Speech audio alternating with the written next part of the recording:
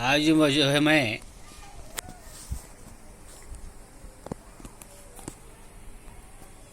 संसार के समस्त प्राणियों से यह नम्र निवेदन करके प्रार्थना करता हूँ। ये जो वीडियो मैं बताने जा रहा हूँ, इसमें जो बात कहने में जा रहा हूँ, इसको ध्यान से सुनिए और जीवन में जो है अपनाने की कोशिश करें। ये बहुत ही गूढ़ विषय है और किसने मेरे को प्रश्न पूछा है। आजकल जो है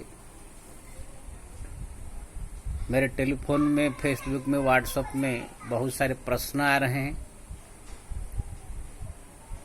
और मांग हो रही है कि महाराज हम सब के ये शंका का समाधान कीजिए। तो मैं बोला ठीक है भाई, जिसके जो शंका हो पूछ सकते हैं। तो हरियाणा हिसार, हरियाणा के हिसार एक सिटी है, वहां से जो है विनोद कुमार जी ये प्रश्न पूछ रहे हैं। उनका प्रश्न जो है बहुत गूढ़ है और रहस्य से भरी हुई है। आप सब लोग भी ध्यान से सुने। विनोद कुमार जी ने पूछा कि महाराज बहुत से इसे संतों के, भक्तों के जीवन में देखा गया है कि वो लोग जो है बहुत सारे शास्त्र विरोध जो है कार्य किए हैं, जिसको शास्त्र में पाप कहा गया है। फिर भी वो लोग भगवान के जो है भक्त बन गए, भगवान की कृपा उनके ऊपर हो गई। जैसे उनने जो है उदाहरण दिया, शायद पढ़ा होगा सो भक्तमाल कथा कहानी। जैसे हरिश्चंद्र ने जो है अपने पत्नी को बेच दिया, पुत्र को बेच दिया बाजार में, फिर भी वो जो है बहुत बड़े भक्त कहलाते हैं। मीराबाई का दृष्टांत दिया कि मीरा के पास एक संत आए, उनकी कहानी में आता है वृंदावन से। मीरा का जो है सुंदर रूप देख करके मोहित हो गए और कहा, मीरा तुम्हारा रूप देख कर मेरे को मोहित हो गया, एक रात तुम्हारे साथ में मैं इस शरीर का संबंध रखना चाहता हूं।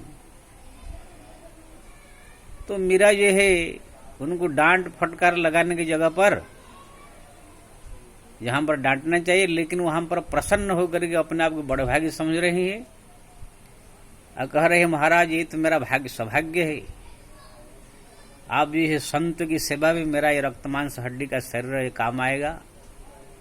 एक दिन इसको जो है कुत्ता सियार खा जाएंगे, कीड़े खा जाएंगे, जल जाएगा, अगर संतों की सेवा में काम आ जाए तो मेरा बड़ा सौभाग्य होगा। कह करके मीरा जो है दुल्हन बन करके सज धज के संत के पास आ करके अपना आप सौंप देती है। तो उन्होंने पूछा कि ये कैसे भक्ति है, देखने में बहुत अटपटा सा लगता है। जलाराम बापा बीरपुर के ये उनका ही उदाहरण दिया उसने कि संत आए उनके दर पर। जलाराम ने कहा, क्या चाहिए महाराज, बोलिए। तो संत ने कहा, आप अपना सुंदर पत्नी को मेरे को दे दीजिए, मैं उनको लेकर के अपने आश्रम में ले आना चाहता हूं, ऐसे वो मेरा सेवा करेगी। तो बड़ा प्रसन्न होकर जलाराम जी पत्नी को दे दिया। आप जानते हैं जलाराम बापा का आश्रम जो है गुजरात में है, वहां पर लाखों आदमी भोजन करते हैं, भगवान का आशीर्वाद उनको। तो इसी प्रकार से जो है हमारे बिल्व मंगल के चरित्र आता है, उनने भी बताया, वो भक्तमाल पढ़ा होगा, इसलिए प्रश्न उनको बहुत सारा आया कि बिल्व मंगल जो है एक संत थे जो कि जा रहे थे, रास्ते में एक सुंदरी स्त्री पानी भर रही थी नदी में, उनको देखकर आकर्षित होकर उनके पीछे पीछे पीछे गए। तो जो पत्नी, सुंदर स्त्री का जो पति बड़ा भक्त था, उन्होंने आकर के इनका स्वागत किया बिल्व मंगल का। बोले, महाराज कैसा आना हुआ, ना आपकी पत्नी बड़ी सुंदर है, उनको एक बार मेरे को देखना चाहता हूं बढ़िया से। तो तुरंत वो भक्त प्रसन्न होकर के अपने पत्नी को 16 श्रृंगार करके जो है बिल्व मंगल के हवाले कर दिया। तो ये सब प्रश्न उनका ये था कि ये सब तो देखने में शास्त्र विरुद्ध जैसे लगता है, पाप जैसे लगता है, फिर भी ये सब काम करके लोगों ने भक्त हो गए। तो इसका मेरे को गूढ़ रहस्य समझाइए। तो ये बहुत ही गूढ़ रहस्य है। ये साधारण जो मोह माया में फंसे हुए प्राणी को समझ में नहीं आएगा, लोग तो इसे उल्टा ही समझेंगे, लेकिन शास्त्र में ऐसे है कहानी। इसमें मुख्य लक्ष्य जो होता है, कोई भी धर्म कार्य आप कर रहे हैं, भक्ति कर रहे हैं, पूजा कर रहे हैं, भजन कर रहे हैं, आपका लक्ष्य क्या है, वो जो है सबसे बड़ा प्रधान है। अगर आप पूजा पाठ भी कर रहे हैं, भक्ति कर रहे हैं, लेकिन आपका मन में लक्ष्य क्या है, लक्ष्य अगर भगवान की दर्शन की है, भगवान का आशीर्वाद पाने की है, जगत कल्याण की है, देश सेवा के लिए है, परोपकार के लिए है, तो वो जो है पूजा पाठ भी आपके लिए कल्याणकारी, जगत के लिए कल्याणकारी। लेकिन आप पूजा कर रहे हैं कि पड़ोसी मर जावे, कोई यज्ञ भी कर रहे हैं, कोई औरत कर रही है कि मेरा बहू मर जावे, मेरा जो है ससुर मर जावे, नहीं तो मेरा पड़ोसी का जो है वंशनाश हो जावे, ऐसे कुछ दुर्भावना लेकर अगर आप कोई पूजा पाठ जप तप कर रहे हैं, तो आपका ये पूजा पाठ भी आपको नुकसान करने वाला है। रावण भी यज्ञ किया था, मेघनाद भी यज्ञ किया था, लेकिन जब मेघनाद यज्ञ किया तो उनका मुख्य लक्ष्य था कि यज्ञ करके देवी को प्रसन्न करूं, देवी प्रकट होगी, एक रथ प्रदान करेगी, उसके ऊपर बैठ करके तो मैं युद्ध करूंगा, कोई मेरे को जीत नहीं सकता है, तो मैं जो है सीता को, राम को जो है जीत लूंगा, लखन को जीत लूंगा, सीता जो है अपना हो जाएगी। ऐसे रावण में यज्ञ किया था। लेकिन जैसे विभीषण को मालूम पड़ा, तुरंत भगवान राम से कहा, तो भगवान जो है अंगद हनुमान आदि को भेज करके मेघनाद का भी यज्ञ ध्वंस कराया और रावण का भी यज्ञ विध्वंस कराया। तो देखेंगे यहाँ पर यज्ञ हो रहा है, हवन हो रहा है, पूजा हो रहा है, लेकिन लक्ष्य क्या है रावण का और मेघनाद का? धर्म का नाश करके अपना अधर्म का राज स्थापन करना, सीता जो जगत जननी है उसको अपने बस में करके उनके प्रति दुर्भावना रख करके उनको अपना बनाना है। इसलिए उनका यज्ञ भी विध्वंस किया गया। दक्ष प्रजापति, रामायण में आप पढ़ते होंगे, दक्ष प्रजापति बहुत बड़ा यज्ञ किया था, लेकिन उसका मुख्य लक्ष्य था कि भगवान शिव का हम अपमान करेंगे, उनको निमंत्रण नहीं देंगे। तो परिणाम क्या हुआ? आखिर में यज्ञ विध्वंस हुआ, दक्ष प्रजापति का सर भी कट गया, बकरा का सर लगाया गया, कितने बड़े बवाल हो गया। इसलिए सबसे बड़ा चीज है हमारा लक्ष्य क्या है। हम पूजा भी कर रहे हैं, भक्ति भी कर रहे हैं, जप भी कर रहे हैं, तप भी कर रहे हैं, लेकिन लक्ष्य हमारा अगर जगत कल्याण का है, दूसरे के भलाई का है, गुरु सेवा, संत सेवा, समाज की सेवा, परोपकार, पिता माता की सेवा, जगत ऐसे भाव है भगवान का प्रसन्न करने का, धर्म, गो ब्राह्मण हित के लिए, तो ये जो है हमारे लिए कल्याणकारी है। हम अगर चोरी भी कर रहे हैं, लेकिन हमारा लक्ष्य अगर वो चोरी सामान ला करके गरीबों को बांटना, संतों को सेवा करना, मंदिर निर्माण करना, समाज का भलाई करना है, और वो चोरी भी अगर बड़े बड़े सेठ जिसके पास बहुत सारे संपत्ति है, अपर्याप्त संपत्ति है, वो लोग खर्चा नहीं कर रहे हैं, ऐसे सेठों का चोरी करके हम ला करके गरीबों को अगर बांट रहे हैं, मंदिर निर्माण कर रहे हैं, गरीब लड़कियों का विवाह कर रहे हैं, भूखों को जो है भोजन दे रहे हैं, तो ऐसे चोरी भी धर्म कहलाएगा।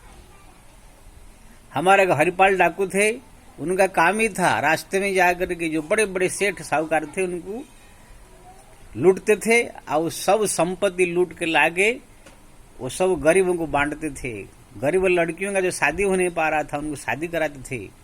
कहा मंदिर निर्माण जो है रुका हुआ है, मंदिर निर्माण करते थे, किसका इलाज नहीं हो पा रहा, इलाज कराते थे। एक बार जो है कोई लूटने के लिए कोई नहीं मिला, तब जो है उन्हें हरिपाल ने भगवान को स्मरण किया, प्रभु आज कोई नहीं है, कितने संत इंतजार कर रहे हैं, कितने लड़कियों की शादी के लिए लोग इंतजार कर रहे हैं, मंदिर निर्माण के लिए गरीब भूखे प्यासे लोग मेरे इंतजार कर रहे हैं, मैं जाऊंगा तो कुछ मिलेगा, आज तो कोई सेठ मिला नहीं लूटने के लिए। तब भगवान जो है माता लक्ष्मी से बोले, लक्ष्मी चलो आज एक बहुत बड़ा भक्त से मिलाएंगे, थोड़ा सज है कि चलो। माता लक्ष्मी बढ़िया अलंकार सज गए, भगवान भी बहुत अलंकार पहन लिए, सेठ सेठानी बन करके वही रास्ता में निकले। तो हरिपाल डाकू जी आ करके उनको जो लाठी दिखा करके डरा धमका करके जो है लूट लिया। माता लक्ष्मी तो गुस्सा कर रहे थे, लेकिन भगवान ने यह कहा कि यहाँ गुस्सा मत करो, खाली बात जो कह रहा है करो, यही वो भक्त है। माता लक्ष्मी ने कहा लुट रहा है, कौन सा भक्त है, न लुट रहा है, लेकिन चलो ये लूट के ले रहा है, क्या करता है देखो। जैसे वो माता लक्ष्मी और भगवान नारायण दोनों जो उनके पीछे पीछे गए तो देखा हरिपाल डाकू के द्वार पर कितने संत, कितने गरीब, कितने भूखे, इसके लड़की शादी करना है, कहाँ मंदिर निर्माण रुका हुआ है, सब जो इंतजार कर रहे डाकू हरिपाल आए कुछ देगा, और जितना भी लूटा था सब लेकर के बांट दिया। तब माता लक्ष्मी प्रसन्न हुई, अरे ये तो मेरा सदुपयोग कर रहा है। तो कहने का मतलब हरिपाल डाकू चोरी कर रहा था, लेकिन लक्ष्य था क्या है, चोरी का संपत्ति बड़े बड़े सेठों से लूटता था और लेकर के परोपकार करता था। ऐसे कबीरदास जी भी जब कोई संत साधु महात्मा उनके दर पर आए थे, घर में कुछ है नहीं, तो जाकर सेठ के घर में चोरी करने पहुंच गए थे, चोरी करके लाकर संत की सेवा किया। तो हरिश्चंद्र भी, जो हरिश्चंद्र की बात उन्होंने पूछा, हरिश्चंद्र क्या है, संत जो है आए थे विश्वामित्र, उन्होंने कहा कुछ मांगे महाराज, जो आपकी सेवा करो। संत विश्वामित्र ने मांग लिया, राज्य दे दिया। दक्षिणा मांगा 1000 स्वर्ण मुद्रा, लेकिन उनके पास था नहीं। तो इसी 1000 स्वर्ण मुद्रा को जो है पूरा करने के लिए, संतों की इच्छा दक्षिणा पूरा करने के लिए उसने यह अपना पत्नी बेचा, पुत्र बेचा, अपना आप बेचा। लक्ष्य क्या था पत्नी बेचने का, कि संत की जो दक्षिणा देने की जो है प्रतिज्ञा क्या है वो पूरा करना। संतों की सेवा, क्यों ना संतों की सेवा, गुरुओं की सेवा, ये भगवान की सेवा के समान माना गया, भगवान की सेवा से बढ़ के माना गया है। जैसे किसी व्यक्ति के छोटा सा लड़का हो, उनकी कोई अगर चॉकलेट खिलाता है, उनको अगर अच्छा प्यार करता है, गोदी में बैठाता है, उनको कोई चीज खिलाता पिलाता है तो माँ बाप प्रसन्न होते हैं। ऐसे ही संत जो होते हैं, गुरु होते हैं, भगवान के पुत्र होते हैं, लाडले। भगवान लक्ष्मी नारायण के कोई पुत्र नहीं है, संतान नहीं है, ये साधु संत महात्मा उनके पुत्र है। इसलिए जब उनकी कोई सेवा करता है तो भगवान प्रसन्न होते हैं। इसलिए संतों की सेवा, गुरुओं की सेवा को जो है भगवान की सेवा से बढ़कर माना गया। तो यहाँ पर जो है अगर हरिश्चंद्र अपने पत्नी को बाजार में बेचते, वो पैसा ला करके गांजा पीते, शराब पीते या खाना खाते या अन्य कोई भोगविलास में लगाते, तो हरिश्चंद्र का वो पाप हो जाता। लेकिन उनका लक्ष्य है संत गुरु जो विश्वामित्र आए हैं उनको प्रसन्न करना, उनकी इच्छा पूरा करना। तो कबीरदास जी चोरी किए संत की सेवा के लिए। यहां पर मीराबाई की जो संत ने कहा कि मैं आपके साथ शारीरिक संबंध रखना चाहता हूं, तो मीरा भी तैयार हो गई। मुख्य लक्ष्य है संत जो होते हैं, मीरा का ये लक्ष्य था कि संत जो भगवान के प्रिय है, श्याम सुंदर के मेरे, उनको प्रसन्न करने से भगवान प्रसन्न होते हैं। इसलिए अगर ये कह रहे थे रक्तमान से हड्डी का शरीर है, उनकी सेवा में लगा करके मैं भगवान श्याम सुंदर को प्रसन्न करूं, ये मुख्य लक्ष्य था। नहीं कि ये नहीं था कि मैं जो है उनके साथ मजा करूं। ऐसे हमारे जो पीपादास जी के संत हुए, अपने पत्नी के साथ में वो घूमते थे, दोनों पति पत्नी संत और साधु बन गए थे। एक दिन एक कुटिया में अपना जो बैठे, कुछ संत साधु महात्मा उनके दर पर आ गए भोजन के लिए, लेकिन उसी दिन उनके घर में कुछ था नहीं और संत लोग को भोजन कैसे कराएंगे। तब पीपादास जी ने कहा कि देवी तुम बड़ा सुंदर, पत्नी से कहा तुम बहुत सुंदर हो, इसलिए जाकर बाजार में शरीर को बेचो, कोई ना कोई ग्राहक, कोई ना कोई रसिक मिल जाएगा, तो उनके साथ समय बिताओ, जो पैसा मिलेगा लाओ, संत की सेवा करेंगे। इसी प्रकार जो है प्रतिदिन जो है पीपादास जी की पत्नी बाजार में जाती थी, अपने शरीर बेचती थी, जो मिलता था ला करके संत की सेवा में लगाती थी। एक दिन कोई ग्राहक नहीं मिला, तब पीपादास जी ने कहा प्रभु अब संत की सेवा कैसे होगा। तब स्वयं भगवान ही ग्राहक बन के आ गए, रसिक बन करके, और पीपादास जी के पत्नी को जो है अपने पास में बैठा करके उनसे वार्तालाप कर रहे थे। अचानक जो है पीपादास जी का जो नजर पड़ गया उनके रूम के अंदर, दिखा साक्षात नारायण है। दौड़ कर जाके चरण में गिरे, अब भगवान अंतर ध्यान हो गए, तुरंत वहां पर सोने का वर्षा हो गया। तो यहां पर देखिए, पत्नी जाकर के बाजार में शरीर बेच करके संपत्ति ला करके संतों की सेवा कर रहे हैं, इसलिए भगवान प्रसन्न हुए। अगर वही पत्नी जाकर बाजार में शरीर बेच करके पैसा ला करके उसे खा पी के मौज करने का होता, रुपया पैसा कमा करके आनंद करने का ये भाव हो, तो फिर वो भगवान प्रसन्न नहीं होते। तो ऐसे संतों के जीवन में बहुत देखा गया। जो भक्त, हमारा भक्तमाल में कहानी है, किसने चोरी किया, किसने डाका डाला, किसने जो व्यभिचार किया, किसने अपने शरीर को तो बेच दिया। लेकिन ये लोग का मुख्य लक्ष्य था, हम जो है भगवान को प्रसन्न करे, परोपकार करे, मंदिर निर्माण करे। हमारे दक्षिण भारत में एक श्रीरंगम धाम है, बहुत बड़ा सुंदर मंदिर है श्रीरंगनाथ का। वो मंदिर आप देखेंगे, विशाल मंदिर। वो मंदिर को जो है 2 मामा भांजा ने बनाया था। वो मामा भांजा बहुत बड़े भक्त हुए, भगवान का दर्शन किया भगवान को। वो क्या है, देखा कि श्रीरंग भगवान बड़ा सुंदर मूर्ति है, लेकिन मंदिर वहां पर नहीं है। वो दोनों मामा भांजा ने जो ठान लिया यहां पर विशाल मंदिर खड़ा करेंगे, लेकिन कहां से आएगा संपत्ति। तो उन्होंने सोचा कि बड़े बड़े सेठों साहूकारों को, बड़े बड़े पैसा वाले को लूटा जाए। तो दोनों जो है मामा भांजा ऐसे बड़े बड़े सेठों को, साहूकारों को, जहां भी बहुत सारे संपदा हो, ऐसे लोग को लूट लूट करके पूरा जो है मंदिर निर्माण कर दिया। मंदिर निर्माण जो पूरा हो गया, साक्षात भगवान रंगनाथ प्रकट होकर उनके दर्शन दिए। तो उनका लक्ष्य था हम मंदिर निर्माण करें। तो इसी से मैं ये हम लोग की शिक्षा मिलती है, हम लोग चाहे कुछ भी करें, लेकिन लक्ष्य हमारा जो है परोपकार, गुरु सेवा, संत सेवा, समाज सेवा, देश सेवा, ऐसे अगर भाव है तो हमारे लिए भगवान को प्रसन्न करने का है, तो हमारे लिए कल्याणकारी हो जाएगा। सत्य बोलना, बोलते हैं बड़ा तपस्या है, झूठ बोलना पाप है। लेकिन शास्त्र ये भी कहा है, सत्यम ब्रयाद प्रियम ब्रयाद, सत्य बोलो लेकिन दूसरे का भलाई हो, इस सत्य बोलो। अगर सत्य बोल दिया लेकिन दूसरे का कल्याण हो गया, दूसरे का बर्बादी हो गया सत्य बोलने से, तो फिर वो सत्य भी पाप है। शास्त्र में इसे बहुत जगह पर कहा गया है कि कहां पर सत्य बोलना पाप है, झूठ बोलना धर्म है। श्रीमद् भगवत में जो है बलि और वामन प्रसंग में आया है कि ऐसे ऐसे जगह पर झूठ बोलना ही धर्म है। जैसे कन्या विवाह है, कन्या किसका, कन्या को देखने के लिए आए बहू बनाने के लिए, वहां पर वो कन्या जो लड़के वाले अगर पूछेंगे अड़ोस पड़ोस में कन्या का स्वभाव कैसा है, अगर वो कन्या का स्वभाव बहुत खराब भी हो तो वहां पर पड़ोसी वालों को उसका वर्णन नहीं करना चाहिए, बहुत अच्छा कन्या है, बहुत अच्छी लड़की, इसे कहना चाहिए। अगर अच्छे उसका वर्णन न करके उनका अगर कुछ पोल पट्टी, कुछ सत्य, कुछ बुराई ऐसे वर्णन कर दिया जो सत्य हो, तो उनको महापाप लग जाएगा। इसलिए कन्या विवाह झूठ ही बोलने चाहिए। हाँ बहुत अच्छा, भले अच्छी लड़की न हो लेकिन बहुत अच्छी लड़की सुशील, ऐसे कहने चाहिए। वृत्त्यर्थे प्राण संकटे, प्राण अगर संकट में पड़ गया है, अगर सत्य बोल देंगे तो प्राण चला जाएगा, लेकिन झूठ है बोल देंगे तो प्राण बच जाएगा।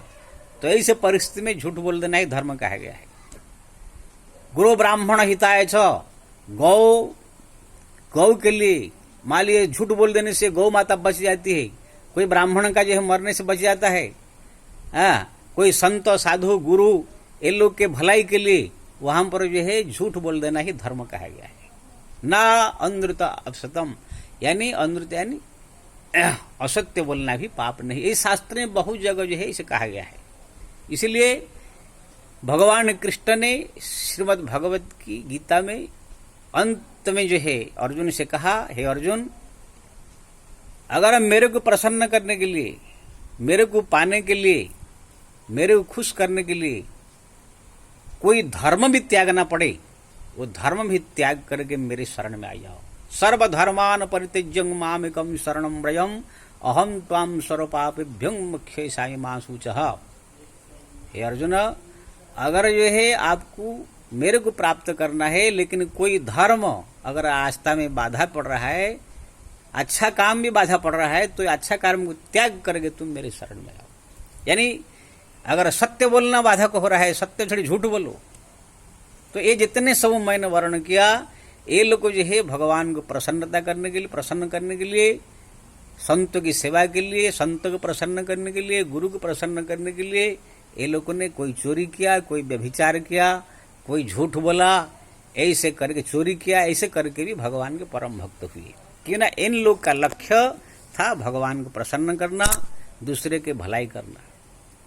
इसलिए अगर कोई देखने में तो बहुत खराब लग रहा है कर्म, लेकिन लक्ष्य उसका अगर दूसरे की सेवा भलाई, तो समझ लो वो भक्ति है। लेकिन अगर देखने में अच्छा कर रहे हो, लेकिन लक्ष्य आपका दूसरे के नुकसान, दूसरे के बर्बादी का है, तो फिर वो आपके लिए अधर्म हो जाएगा। इसलिए सदैव संतों की सेवा के लिए, गुरु की सेवा के लिए, पिता माता की सेवा के लिए, भगवान की सेवा के लिए, भगवान के लिए, समाज के लिए, परोपकार के लिए, गरीबों के लिए, गुरुओं के लिए, संतों के लिए अगर कुछ भी करना पड़े, लेकिन लक्ष्य रहे उनको प्रसन्न करना, उनको खुश करना, उनकी सेवा करना, ऐसे भाव से चाहे कुछ भी कीजिए, वो आपके लिए कल्याणकारी है, पुण्यदायी है, और आपका जो है परलोक में भी जो है उद्धार करने वाली है, भगवान को प्रसन्नता करने वाली है। तो ये है हमारा कोई भी कार्य हम कर रहे हैं, भले ही देखने में खराब लगे, अच्छे लगे, न लगे, लेकिन लक्ष्य अगर हमारा परोपकार, गुरु सेवा, संत सेवा भाव है, भगवान को प्रसन्न करने के भाव है, तो वो कार्य जो है बिना सोचे समझे ही सब करना चाहिए। जो जो भक्तों का मैं चरित्र वर्णन किया, सब ये लोगों ने ऐसे किया, इसलिए वो लोग परम भक्त हो गए। लेकिन आजकल समाज चल रहा है, ये सब करने के लिए सब घबराएंगे, अरे कैसे चोरी करे, कैसे जो अपने पत्नी को जो है बाजार में बेचे, कैसे मीरा ने कह दिया, कोई संत कह दिया, ये संत ने कह दिया मीरा तुम बड़ी सुंदर हो, तुम्हारे साथ में संबंध रखना चाहता हूं, तो मीरा तैयार हो गई। आजकल तो डंडा लेके दौड़ेंगे सब, बोले तुरंत पुलिस में केस कर देंगे, तो बाबा ऐसे कह रहा है, ऐसे कह रहा है, ऐसे कह देंगे।